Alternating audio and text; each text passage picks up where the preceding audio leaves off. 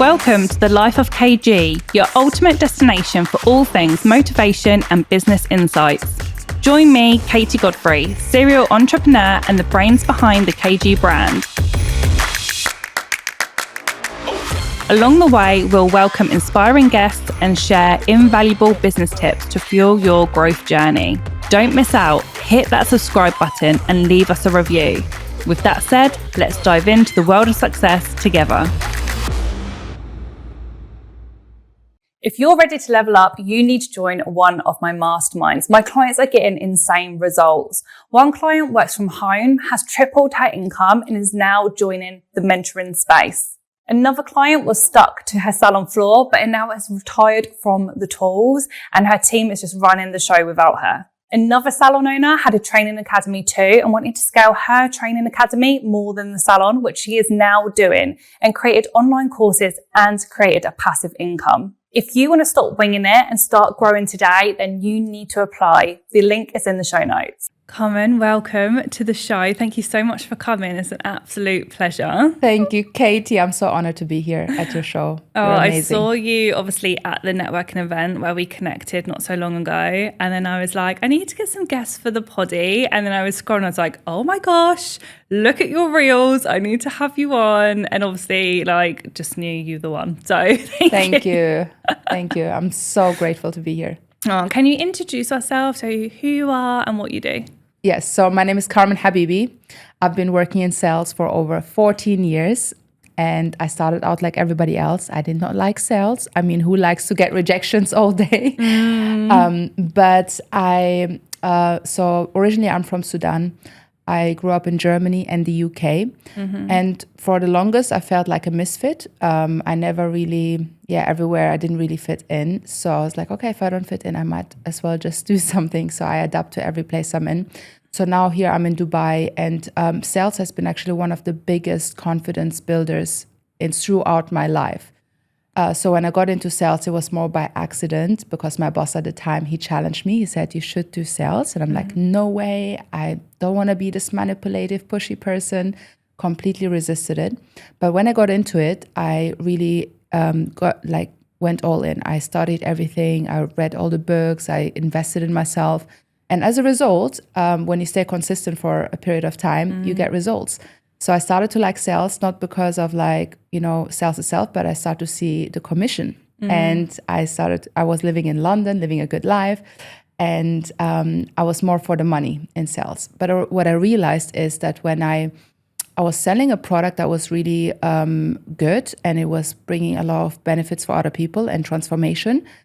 And I started to associate selling, not just for me to make money, but actually if you have an amazing product or service, it can transform people's lives. And I started to see sales as serving instead of manipulating or pushing. And that got me into a quest to saying, I'm going to master this skill and I'm going to help other people because I know so many business owners who've got incredible products and services, but they're too attached to their business. And as a result, they're not growing their business in terms of sales and revenue. So I made it my mission to help businesses and founders to shift that perspective from selling to serving. So wow, I love that. And how is that going? So is that kind of a new business that you're doing now? Is that since you've been here in Dubai? Since I've been here in Dubai, I'm actually walking my talk. So I've set up my business 2 months ago. So I'm using my own, thank you so much. I'm using my own methodology. So as a result of me working for 14 years in the ground, I was working in every industry you can imagine, did B2B, B2C, sold in places where I didn't even know the product. And I realized that I can go to any business and I can create the same results. And there's like a pattern. So it doesn't matter what you sell, if it's low ticket or high ticket. At the end of the day, there's a decision maker with the same emotions like us on the other side. So I started to see a pattern. I developed this savvy closer method. But it wasn't my plan to become a sales coach. It wasn't my plan to be a confidence coach or speaker. It was more by accident because people started to ask me I would pay you to come and coach me. I would like to fly you out to come and speak. And I'm like, wow, I can get paid for this. So it was more by accident, but there's no accidents, as we know. And as a result, I really wanted to make sure I walk my talk before I preach it and teach it. Yeah. And I went into the craft. So I was really working the commission only, the cold calls, the door to door. So did everything so I can feel every emotion that everyone else feels. So they don't have the excuses to say, I'm too shy, I'm introverted, I'm not a salesperson. So I've been all of this. Yeah. And if someone like me can do it, anybody else can. But what I realized, Katie, is I'm more passionate. So me getting results in sales, me being the high performer in companies, me getting all this commission is amazing. But where I got my most satisfaction, contentment from was teaching other people. So I was actually leading teams as well, training people, seeing somebody who goes from such a shy person to become the most confident version of themselves simply by learning sales. And that was for me the biggest contentment. This is why I do what I do today. I believe the tool of sales, I call it a tool, can build your character. So one of the best character building skills. And no matter whether you're in sales or not, everybody should learn the skill because it just, it grooms your character. It makes you more confident. It makes you a better communicator. It helps you build better relationships in your personal life, in your friend circle. And I'm so passionate about this because sales changed my life and I'm here to help others to do the same. I love that so much. And I feel like I've been on a journey myself when it comes to sales. And I feel like I've always been good at it. I've always, known what to say. I've never really had a problem too much with it. But it's only been over the last few years where I'm like, the power of sales is so important that people don't realize. And a lot of the time, especially when we go into business, like you said, you can sell any type of product. But then when there's passion behind it or you really love what you do, it makes it so much easier. That's so right. much easier. So lots of people also say to me as well, like, I can't do sales. I'm not a salesperson, like you've just said. Like, do you not agree that if you're in business, you're automatically in sales? Yes, it's. I think this misconception comes from like maybe they have experienced a bad salesperson. We all have. We have experienced scammers, and there is, good and bad in every industry. So as a result, nobody wants to be associated with somebody that is manipulating or scamming or pushy. We want to be good people. So when you start a business, you start out with good intentions. You start out because you have something, you have a solution to the market's problem, and you're so passionate about this. But then you're thinking about, okay, why is nobody buying out there? I mean, you can have the best product, the best service, but if you don't know how to communicate it in a way that your ideal client can hear you, see you, feel you, and buy from you, then all this energy of you developing this product and service is wasted. So I believe it's because people are generally just not trained. They're not taught how to sell, but once they learn how to sell, that's when they gain more confidence. And it's simply because they're not trained and they just have a bad perception. But everybody, if you're watching this, this is going to be hopefully this episode that's going to change your perspective around sales, that you're going to see yourself as a professional in your field and you own it because you've got something amazing to offer to the world.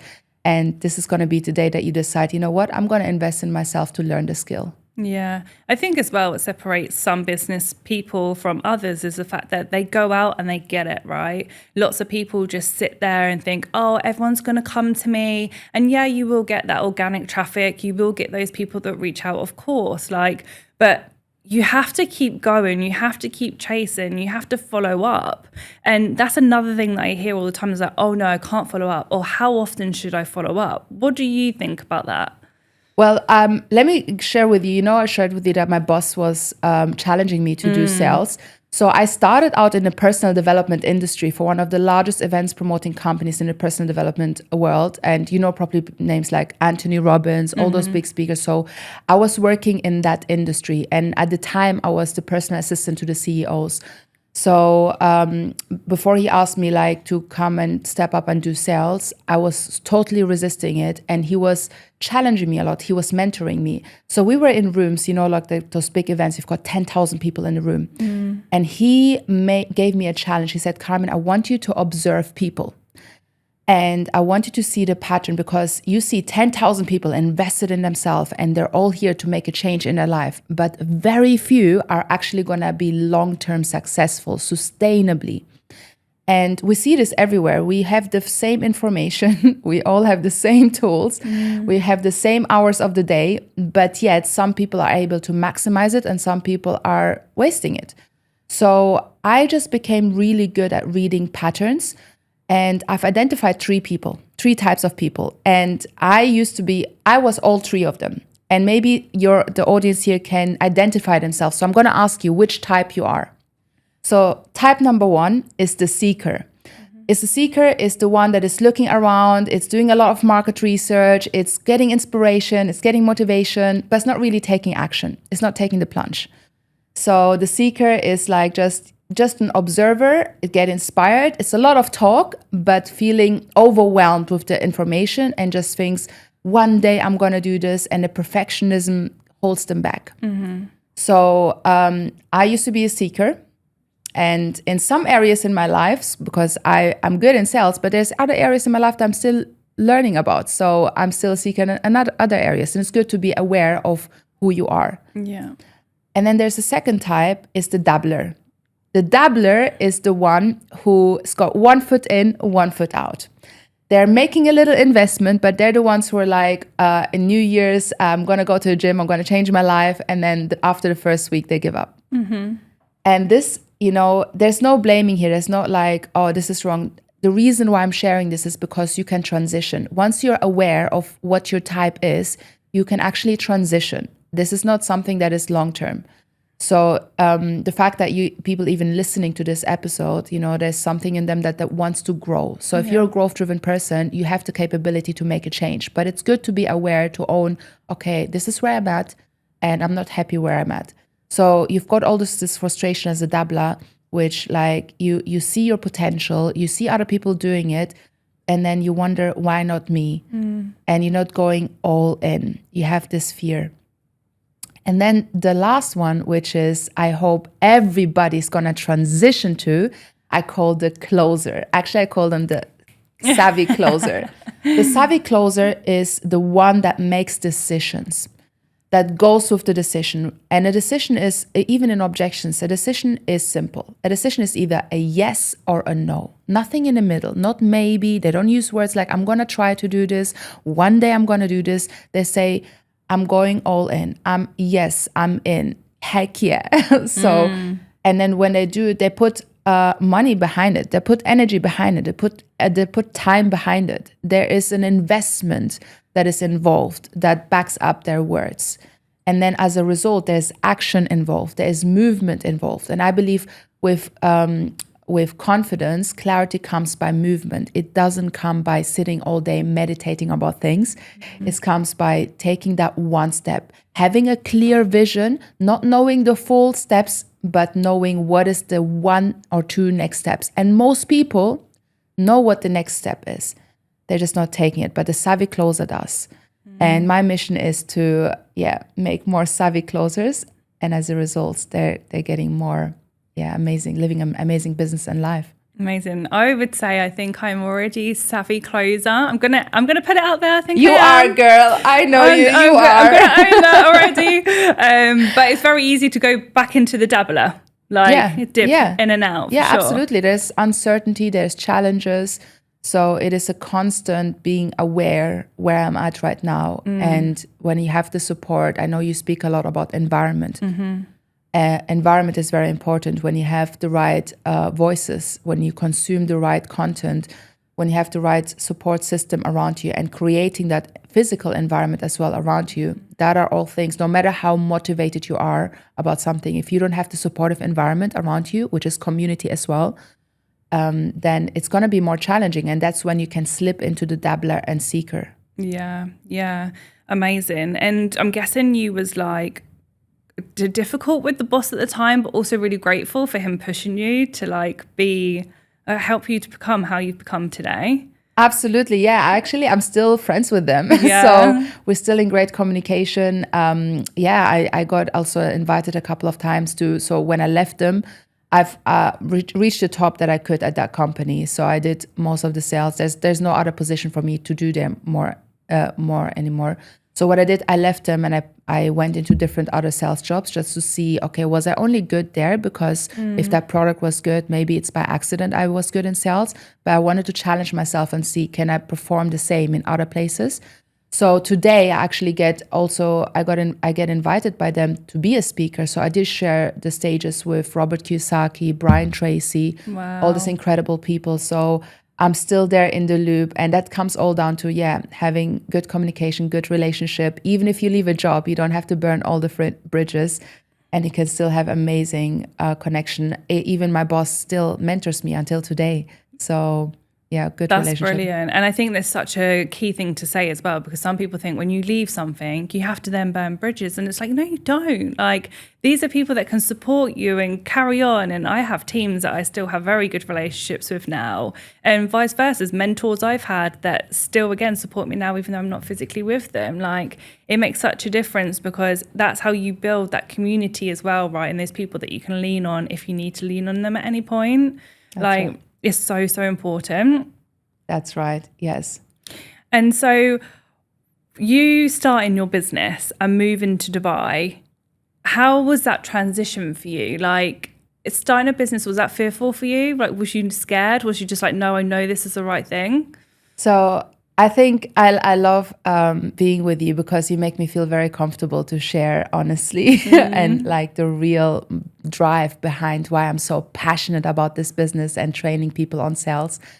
I used to be a confidence coach. So I had a business before this in 2019. I wrote a book about the art of goal getting, how to set, achieve, and maintain goals. And as I mentioned, like this came as a result of me. People just asked me, "You're very confident. Can you coach me? Can you come and speak?" So it was more out of demand. I created that business. So I used to host like retreats in Spain, bring in women from all around the world in a beautiful villa, had sold out workshops, events. And I really worked with ideal clients. I felt like I'm on top of my game. I work 4 hours a day, sitting by the beach, living my best life, making the most money I ever made at that time. And I was like, wow, this is it. I'm living it. Until I got into a relationship. Oh no, the relationship. that I chose. I take full responsibility for that. And that started to seed doubts in my mind. At my most confident, I started to see that I started to lose my confidence. I started to resent the business that I loved so much.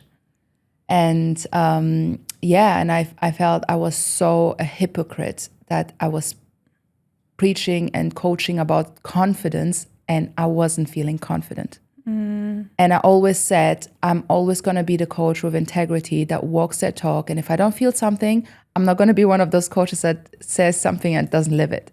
So despite my clients getting amazing results, I did go back to them. I said, hey, look, I'm going to take some time for myself to heal. And only when I'm ready, I'm going to step out again. So this is what happened. I was living in Spain at the time. For 2 years during COVID. I got stuck in COVID in Spain, which is not a bad place to be stuck in, to be honest. So what I did is I moved back to my parents' home. And I was like, now let the healing process start. And I asked myself, what is the quickest way I can increase my confidence again? Because I knew where I was. Once you experience this freedom and once you experience yourself at like your best version, you always trying to find a way to get back to that place. So I did experience that, and I asked myself, okay, I need to get back to that place as quick as possible.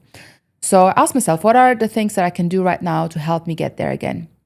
And I remembered there's two things.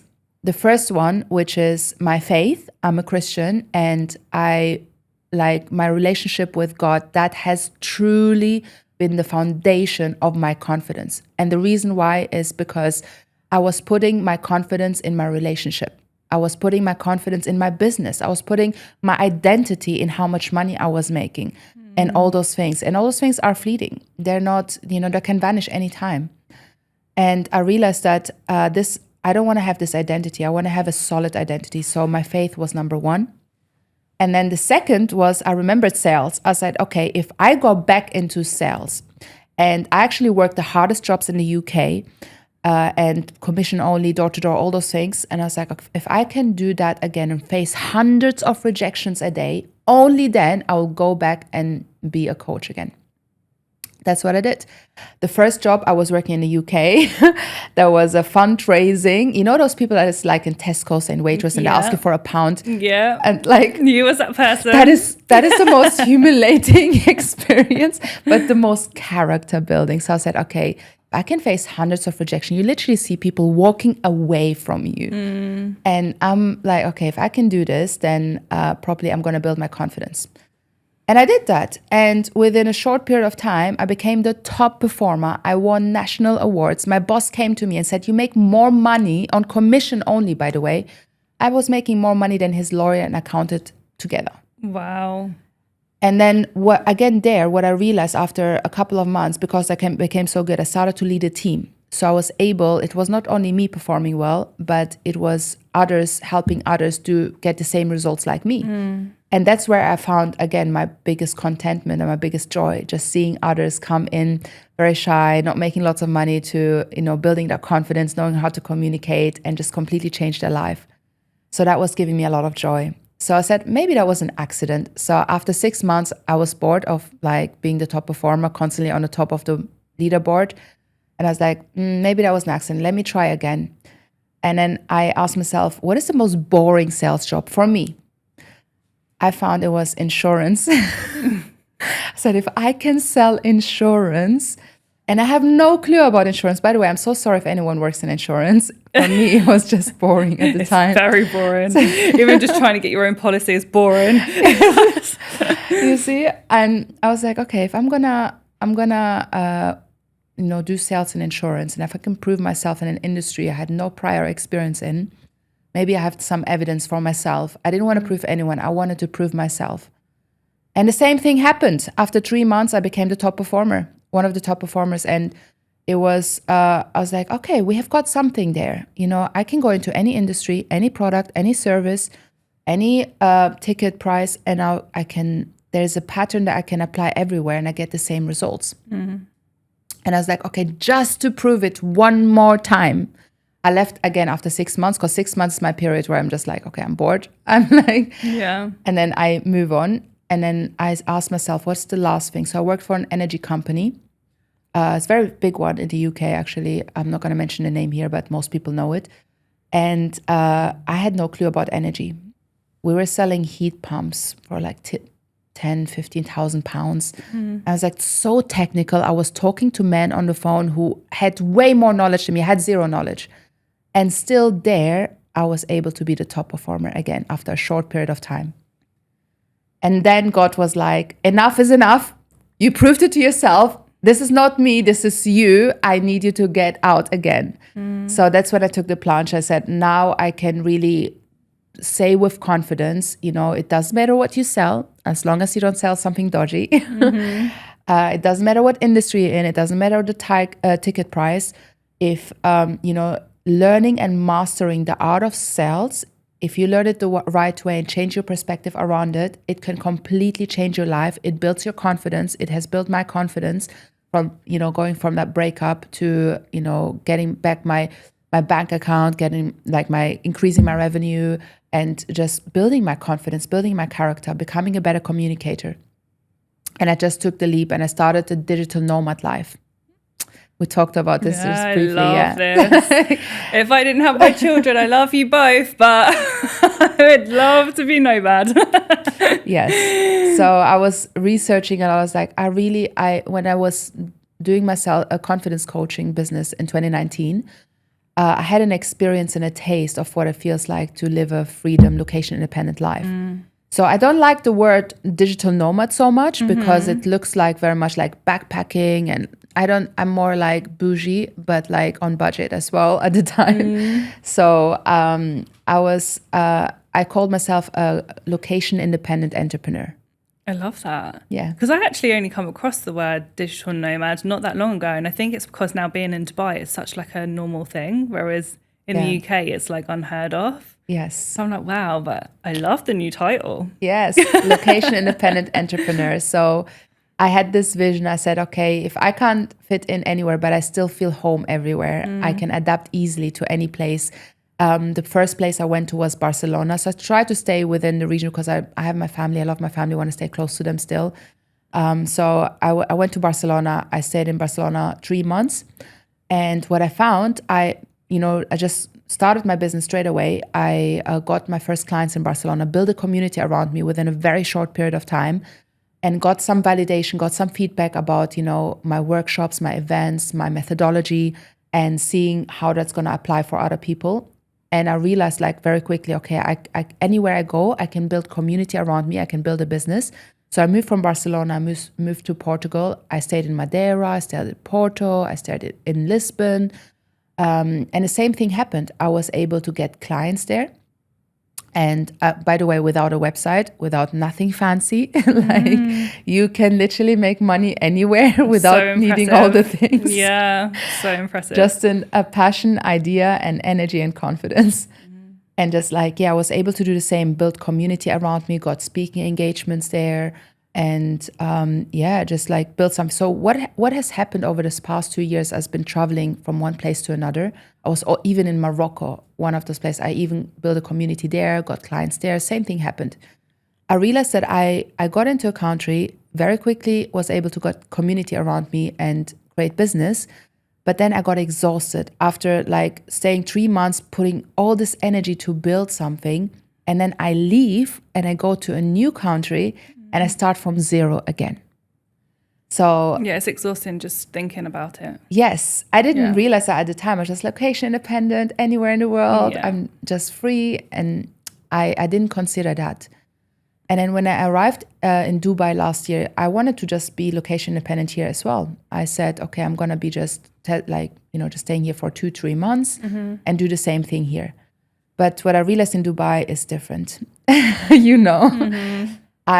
What my core values, what I'm driven by is growth. I'm driven by community, connection, speed. And I know no other place. I mean, I love Barcelona. Barcelona was living your best life, siesta, fiesta, everybody's just enjoying their life. But the business was a bit slower. People don't move so fast. In Dubai, wow, I feel Dubai is a multiplier. What you put in, you get out. This place is matching my speed. And for the first time, I could see this is a place where I don't want to just build and go. This is a place where I can nurture and grow. And now I've been here 5 months. I've set up my business 2 months ago here. And within that time, I've made, a lot of people say you can't make real friendships here, whatever. I've met the most genuine people. I made real friendships. We're living currently in a crisis, an uncertain, challenging time. In the midst of that, I've got the most beautiful, amazing people that check on me at 3 o'clock in the morning, that are there for me, anything you need. And beyond that as well, the business community, the growth, how everybody wants to support you, because we're all here in the same boat. We're all expats. And, there's a genuine, people want to support each other. Very genuine. Very genuine. It's just magnetic, isn't it? Everyone is on very similar mind frames. Everyone's different levels, of course, but it's it doesn't matter if you're up here and then someone else is much higher. They still want to help you. Yes. Everyone wants to help each other. The care from strangers is unbelievable. And say, we're in a crisis right now. I feel like it's COVID times 10.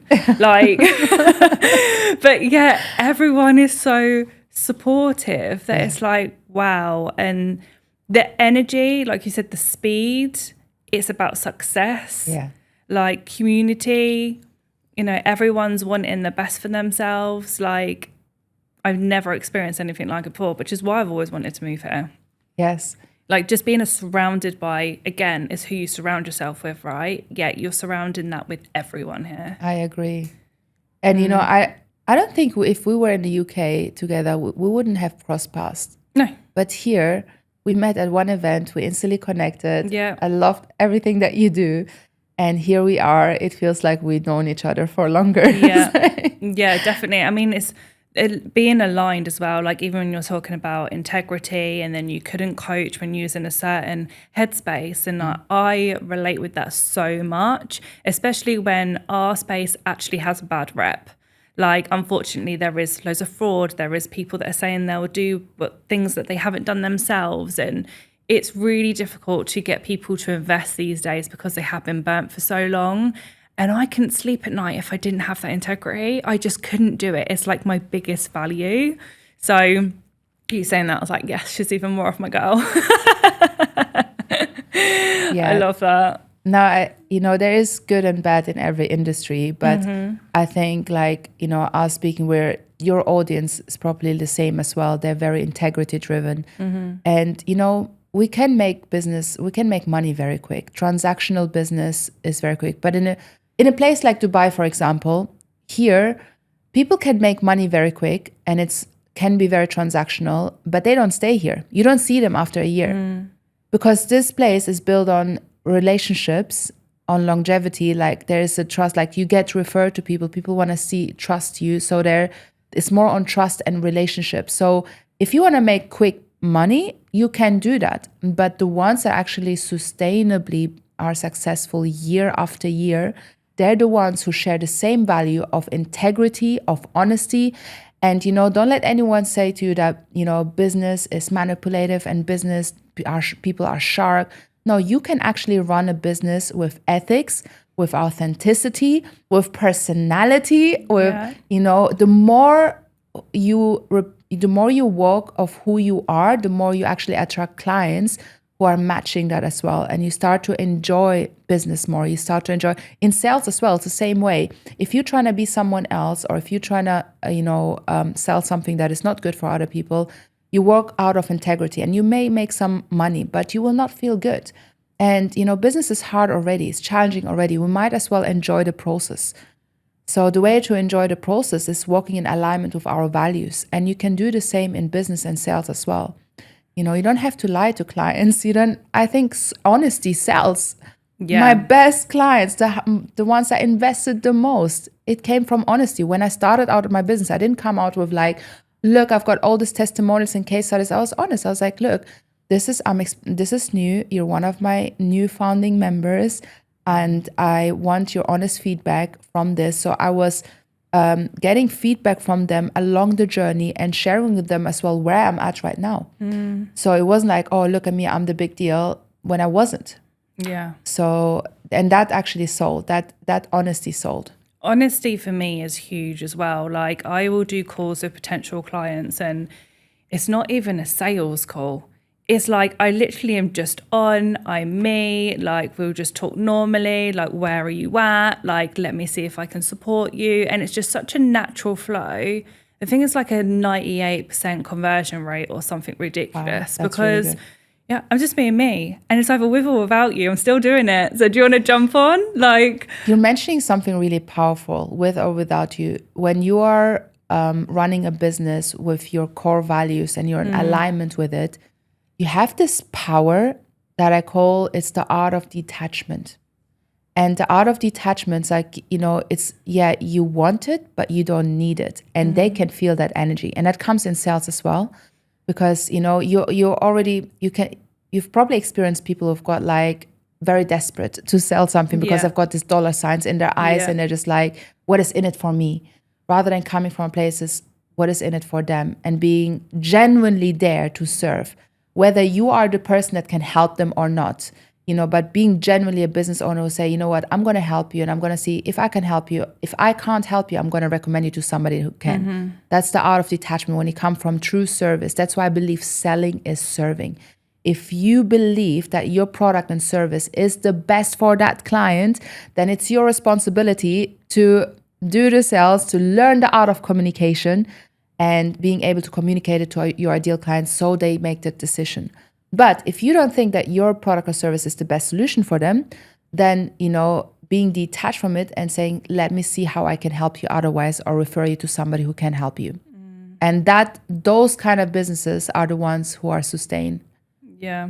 Yeah, I agree. I see in all the time that, oh my God, if you have a team, you need to listen up. I have just launched the 8-week accredited management course. Now, this is for you if you have a team or if you're thinking of a team. We need to start getting your business running like clockwork and getting your team to work the best that they can for you. This is also great for you to actually put your managers on this course so they are managing the show as they should. Now, this is a self-led online course with a different module every single week over 8 weeks. And it also comes with a workbook for you to fill out. You would make sure that you fill out that workbook, send it back, and then that's when you'll get your certification. Everything is covered in this course, from team targets to leading your team, to changing your mindset, to having difficult conversations, to actually getting them, bringing income into the business like they should. Now, if you feel that this is for you, then make sure you click the link below, because trust me, it is literally going to change the game for you and your business. People are building really quickly and they've got a sales company behind them, but then it's not sustainable. And I honestly made one of the biggest mistakes last year. Like, not many people know this, but I actually took on a sales team. And reason being was, everyone was like, Kate, you're doing so well. Like, imagine if you had a team involved as well. And then you can go from here to here. And then I was like, oh yeah, but for me, it's always impact. Mine's never money. Yes, I love the money. Very grateful that, we are in the position we're in. I never take that for granted. But I feel that's because I serve so well that it returns to me that way. I do not do it for money. It's impact. But when everyone, or the social world is like, but you can do this, you can do this, you can do this, you start thinking, oh, okay, well, maybe I can impact more people. And then they're thinking that these salespeople, they'll make more money, right? So we had setters and we had closers, and it wasn't aligning. I felt like, oh my God, I don't know if I should be doing this. Like, they were doing calls. I hated the fact that I wasn't on the call and that I didn't know what they were talking about. So then I would go and re-listen to all the calls and I'd be like, oh, I wouldn't do this. It was giving me way more work. It cost me an absolute fortune. We lost loads in investing in them, but also clients that we potentially would have lost, which I know if I was on the call with them, it'd be very, very different. And you have to sit back and you have to be like, why am I doing this? I'm doing it for impact, and I'm losing the sight of that because everyone's telling me I need a sales team, when actually, no, I don't. So I sacked them all. Like, instantly after a few months, I was like, I can't do this anymore. Like, sacked them all and went back to what our original strategy was. And it went back to working again. And I was like, it's because you just need to be you. I'm passionate with what I do. And I can sell it without selling it. And like I said, with or without you, like, I'm doing it anyway. And those that are suitable to work with me and that are going to be great clients of mine, they will come on board. Like, but just so people know, like, there is things that can also like wreck reputation, right? And we had to switch that really quickly, because if the sales was just a sale to them, that was my rep on the line. And I was like, no, I'm out. I'm not doing this. That was my biggest learning last year. I was like, oh my gosh, like, no. I love this. I love that you pivoted. That must have taken a lot of courage. It was, especially when you could see it was working for other people, but their morals and their ethics were different to mine. And if the morals were the same, then it would have worked for us. I wouldn't care. But the thing is, I generally care. I generally care for my clients. I generally care for the person that's on the other end of the call. So it just didn't align my values. It will work for lots of people, but not for me. What? I have a lot of rant of the high ticket closing industry, but that's a whole nother topic. We need to go another time. But yeah. Yeah, it's a lot. But let's talk about objections, because I think in my industry, we're in the beauty industry, salons, clinics, training academies. I always say, if you're not selling product, you're doing a disservice to your client, if they need it, etc. But it will always come down to, I'm not a salesperson, but is it that? Which I don't generally think it is. I think they're either fearful of money, they have money blocks, or I think that they are, they're scared of the word no. They don't like the objections. What can we do to help them with that? Yeah, absolutely. So it's not a lot of times, we know that everything is 80% mindset. And we can't surpass that. If you read any great book, it always starts with mindset. And there's a reason for that. 20% is, practicalities, how you do things and doing the thing. But 80% is mindset. It's what you think, what you feel, and that's ultimately how you act. And that's why it's my mission to change perspective. I can't change somebody's life, but if I can help them look at something different, have a different perspective. So I believe how you identify business and how you identify sales is how you operate. So if you ever said, I'm not a salesperson, I don't like sales, I don't like charging, I don't like asking people for money, you are blocking your own blessing. And today is just becoming aware of that when you say those things, to stop and to let that go if you really care about your business growth and if you really care about your own growth. So the good thing is, when we let go of something, it can't be just empty. You need to replace it with something new. So I would strongly encourage this new adoption. I'm going to give a definition I give all my clients, completely change their life. I'm going to give you a new definition on sales. Here's what sales is. Your new definition is, sales is I help and guide people to make the best decision for them. Basically, as a professionals, if you don't like the word sales, just don't use sales. We are in the business of collecting decisions. That's it. Your job every day as a sales professional, not as a sales professional, but as a professional, is to collect decision. Is it a yes? Is it a no? Is it something else? So we're here to collect decision. What is a decision? Let's define that. A decision is either a yes or a no. Anything in the middle, a maybe, I need to think about it, I'm not sure, it's too expensive, my dog ate my credit card, trust me, I've heard all the objections. I've literally heard that. All of this, they are not decisions, they are objections. And the good thing is, you can learn how to handle objections. Now, the reason why most people fear sales, because there's a big aspect on rejection. Nobody likes to feel rejected, right? But again, I want to change your perspective around it. What is if it's not rejection? What is if it's a feedback, an opportunity for growth? What is if it's a redirection? What is if you just God saved you from a horrible client that was going to give you such a big headache and just drain you? That's not rejection. That's actually a great opportunity. That's like, thank you. What is if every rejection is actually not a rejection, but it's actually, normally the first objection that people give you, which is maybe I don't have time, need to think about it. That's not usually the actual objection. And as a professional, you want to identify people's real reason why. Maybe you haven't given them enough information. Maybe it's about the money, but they don't want to say that. They're too embarrassed to say, I don't have the budget. So, when you're detaching from that and knowing that, okay, my only objective is to help them get to a decision. And if the decision is yes, awesome. If the decision is no, that's awesome as well. But your job is to navigate through that. Where most people are stuck, and that's why they feel drained, is because they're stuck in the middle. There's this it's like, you go on a date. I don't know if anyone. I'm currently in this process. I'm not. Anyways, that's a whole nother thing. I love that you're dating.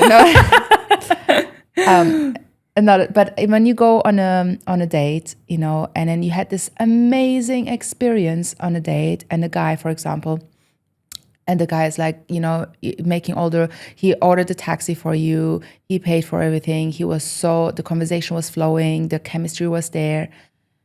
And then he thinks, oh man, she really likes me. I really gave all to her. She really likes me. And he's going to assume that she is going to go on a second date with him. But the dude never actually asked for the second date. He just assumes. And most of us do the same thing in business. We're just pouring our heart and soul to our prospects.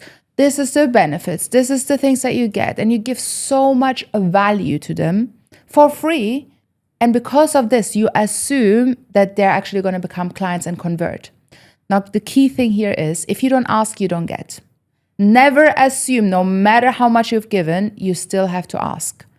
The good thing is there's a beautiful, authentic, way, ethical way that you can ask. It's just as simple. From everything that I've shared with you so far, what do you like the most? Can you see yourself using that? And then let them. So the way I teach sales, actually, I don't believe in like chasing something. I don't believe in pushing people, because if you look at nature, anything that you're chasing, it runs away. If you push people, they run away. So we're not chasing. What we're doing is you become of so much value, and you create a conversation in a way that lets them sell themselves to you. So the question is, how can you become so valuable? If you imagine like a butterfly, if you go and chase a butterfly, it will fly away. But if you build a beautiful garden and you have this gorgeous flowers around, the butterfly will come and you're able to enjoy it.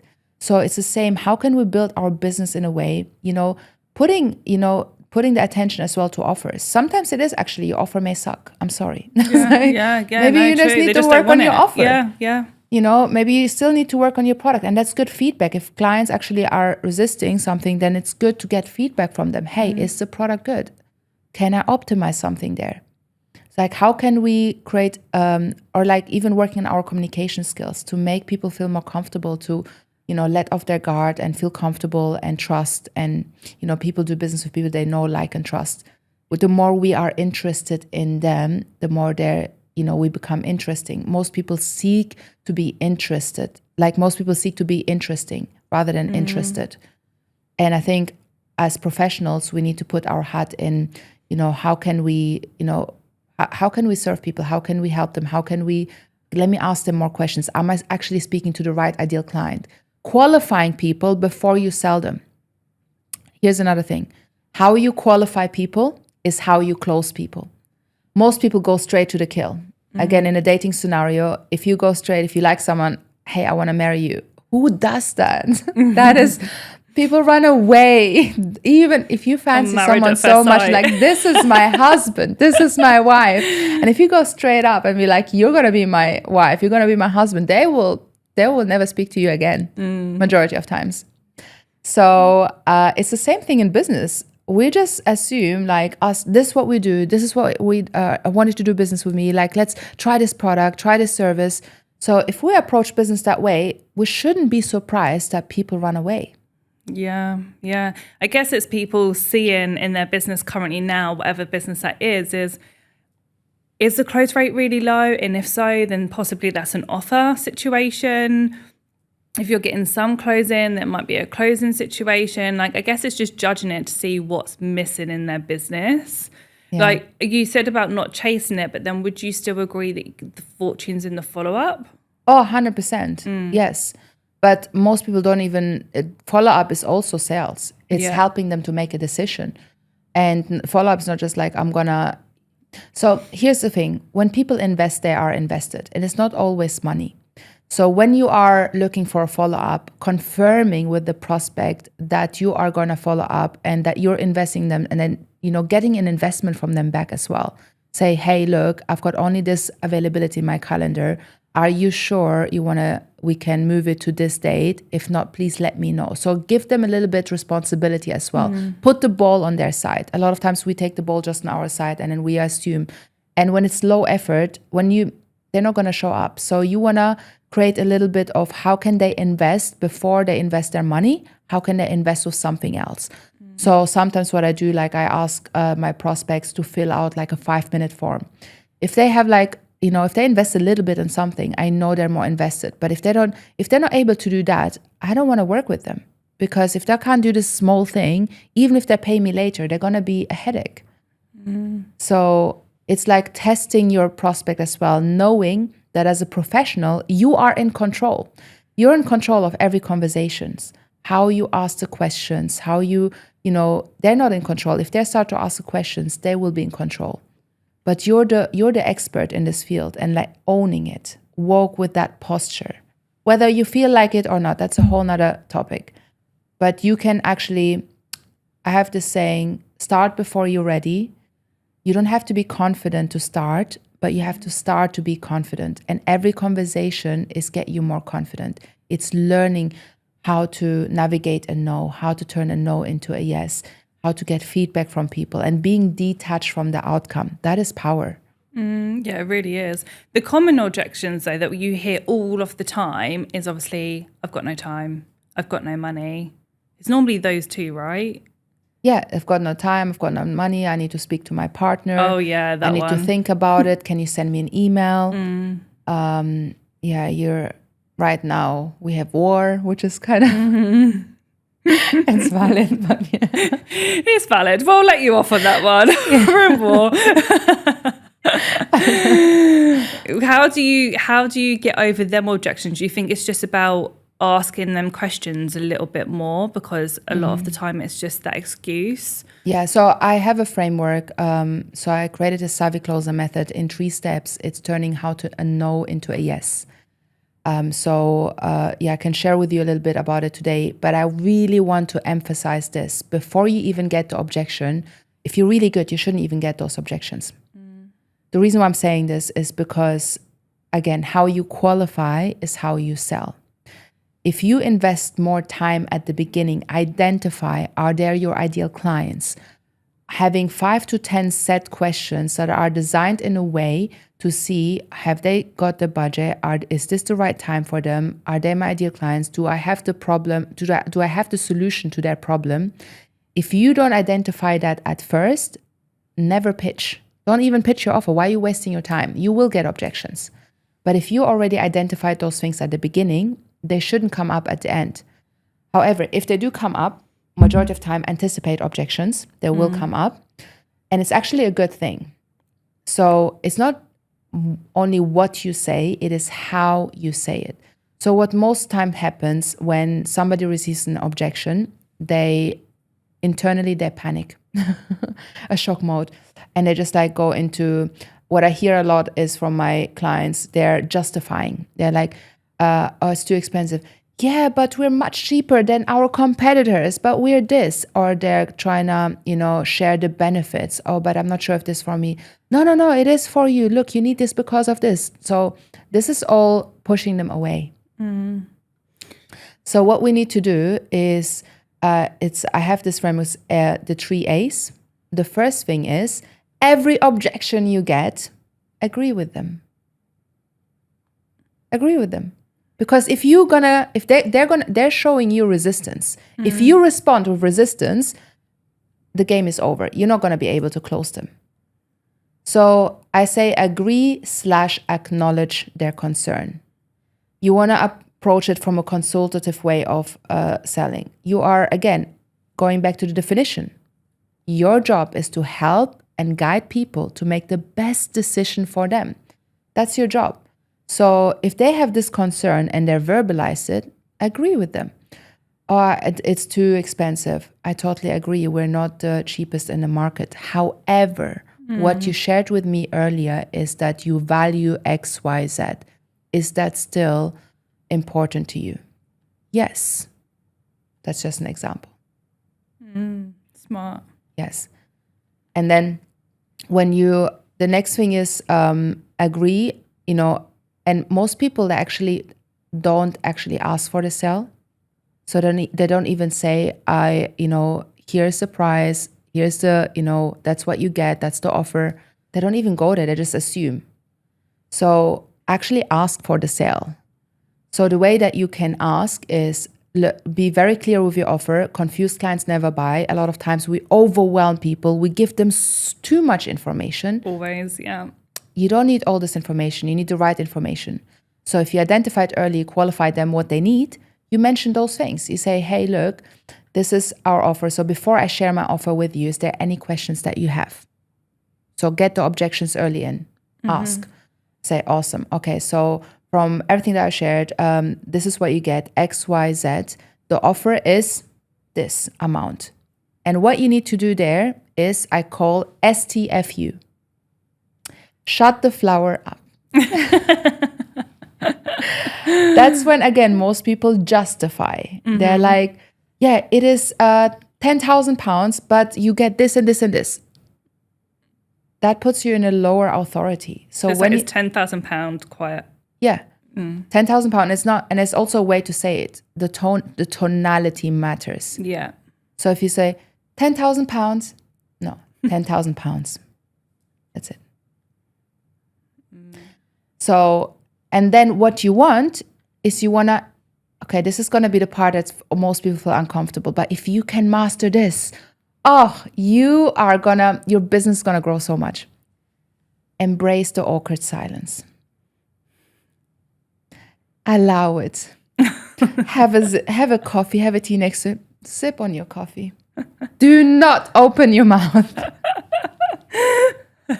Embrace the awkward silence. Let them say whatever is in their mind. You actually want to welcome it. You want them to say, because what's the worst thing that can happen? Here's two things. Only two options that can happen. Whether they say, the first option is they say, yes, let's go ahead. Great. You've got a sale. The second option is an objection. Yeah. I need to think about it. I'm going to speak to my partner. I don't have the money. So either one of them, you're equipped. Okay, it's XYZ. That's the price. And then you're going to observe their body language. You're going to observe their tonality, and you're going to see if they're going to give you an objection, they're going to act a little bit nervous. And you want to comfort them. You're going to say, thank you so much. So what goes through your mind after they say their objections? I say, I totally agree with you. And you handle objection. You go back to the agreeing. You say, I totally understand. We're not the cheapest in the market, but from what you shared with me, you didn't come here for cheap. You came for quality. Is that right? Is that still the case? Yes. So if money wasn't an objection, if money was an issue, would you still do it? Would you still purchase this? Yes, I would.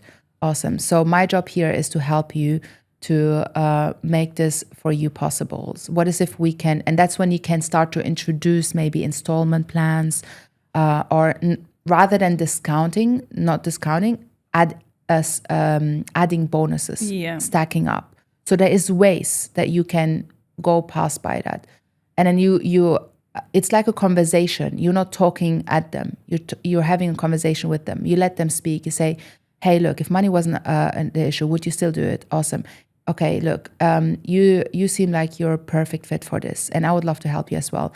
So how about we do this? If I were to make an installment plan for you, would that be easier for you? Ask them. Yes, awesome. So this is the plan. But I need you to promise me something. Once you do it, you better give me the best testimonial ever. Introduce humor. Bring in your personality back. Get an investment. You're making an investment to give them something special. Get an investment back from them. And they'll be like, haha, yes, of course, I'm going to do this. Awesome. So when do you want to start? How soon do you want to start? How quick do you want this? That's the following question. How quick do you want this?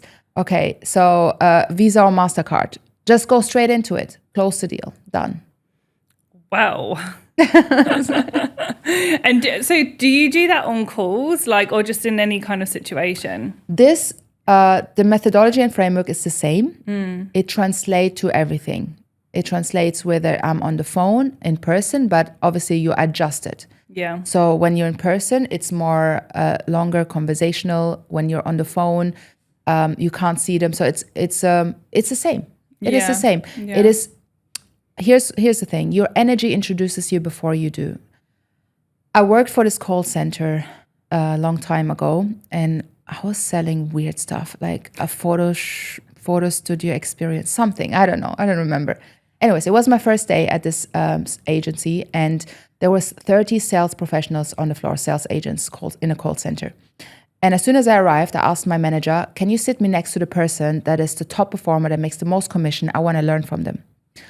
And she said yes. And she said, this guy is making 3 to 5 times more than anybody else out of 30 people. I said, wow, I imagined this person to be the most confident version, confident, charismatic, super fit. And I was like, wow, he must have this deep voice. And I just had this imagination about this person. As soon as I sat next to him, I looked at the guy. I was like, what is it about him? He was the most introverted person. He was from India, and he had an accent. And I was like, wow. So he is the shyest, most humble, introverted person. And I was like, dude, I'm so sorry. I don't want to offend you, but why? What makes you different than everybody else? Here was my biggest lesson. There's 30 people in the room. Everybody has the same script. So this is why if you're watching all these high-ticket closers with those scripts and they're giving you the scripts and you're still not getting the results, there's a reason why. So they all have the same script. He was using the same script like everyone else. So it wasn't the script. He had the same objection handling ways that everybody else was having. It wasn't that. But he said something to me that completely changed my life. And that's how I approach everything now. He said to me, Carmen, look, I do this every day. I speak to hundreds of people. I get hundreds of rejections every day. Every time I pick up this phone, I say it like it's the first time. Because I have said the script 100 times, but the person on the other line that hears it like it's the first time. I'm going to give them my presence, my energy, my all, and that same excitement like the first time. So it's like if you imagine your favorite musician, artist, they sang the same song 1,000 times. Yeah, so true. But if you go to their concert, you feel the goosebumps. You see them performing like it's the first time. They have the same tears. And you feel the emotions. You feel the passion. That's why I believe learning and mastering the art of sales makes you a better person, because it demands you to have energy. It demands you to have presence. It demands you to be in the moment with that person.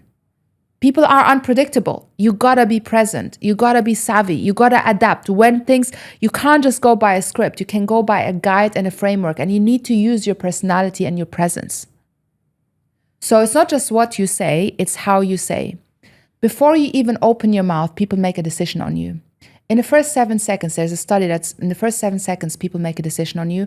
Actually, that's not true, because now with our TikTok brain, it's a second. People, from 7 to 3 to 1. People decide on you before you even open your mouth. Now, what is that? What is it that they're deciding on? We need to consider that 80% as well is nonverbal. Our energy introduces us before we do. Before you even open your mouth, people can sense your energy. If you come in with the energy of desperation, they're going to give you resistance. If you come in with the energy of service, they're going to lean in. So you are in power and control of your energy, and you can, that's a practice every day. How you live your day is how you live your life. How you live your hours, how you live your day. So, it's a decision, that the micro decision. Confidence comes by doing the things that we said, the keeping the promises that we made to ourselves. So you think it's all about transaction, it's all about business, it's all about just like talking. But actually, people are making decision on you. There's an unspoken intuition that we can tell whether we want to do business with someone or not. And that's energy, that's certainty, there's something about you that leads you. So we want to take care of that. And how do they do that? How do someone's going to be listening and being like, how do I raise my energy? Like, what's the tips for that? You know yourself. So it's simple things. Come back to becoming confident, right? Yeah. Being confident in yourself. It's simple things. So some people, for me, it's my faith. A lot of people do meditations. So for me, it's connecting back to God, connecting to the abundance, connecting to the creator of this universe, knowing that he created this whole world and he takes care of the birds. If he knows how to take care of the birds, wouldn't he take care of me? Tapping into that abundance, that taking off the pressure of my shoulder, knowing that I'm taken care of. Ego is edging God out, thinking that, I don't, I have to take care of everything. I have to be responsible for everything. That's putting so much pressure on you. Being in business is already pressure. But if you're knowing that there is something bigger, being driven by purpose, being driven by mission, being driven by vision, have a vision for who you want to do business with. A lot of people go into business, they just put their net out there and they just want to catch every fish. What is if you actually sat down for a moment and visualized and created your ideal client, how it would feel like working with them? What they would say. I wrote down, before I even had my business, I wrote down what I want my clients to say, what I want them to feel. I want to wake up every morning with testimonials from my clients. Wow, Carmen, you helped me so much. I got 3 more sales. I got to pay a nanny now. I can afford a nanny. I as a result, this was a business course, but as a result, somebody, stopped their addictions. Their relationship with their husband got better. I get this kind of testimonials. Now, I had clients, which I didn't write in my vision, but this happened, and I hope this happens to you. When you serve and when you give so much, I had clients, they paid me more after they already fully paid me. So I got a couple of £100 transferred to my PayPal and my Stripe, and I'm like, I got back to them, hey, you accidentally transferred me more money. And they're like, no, it's not an accident. You gave me so much. I just wanna say thank you more. So give so much, come from a place that, you give so much that they don't know how to give back to you. Mm-hmm.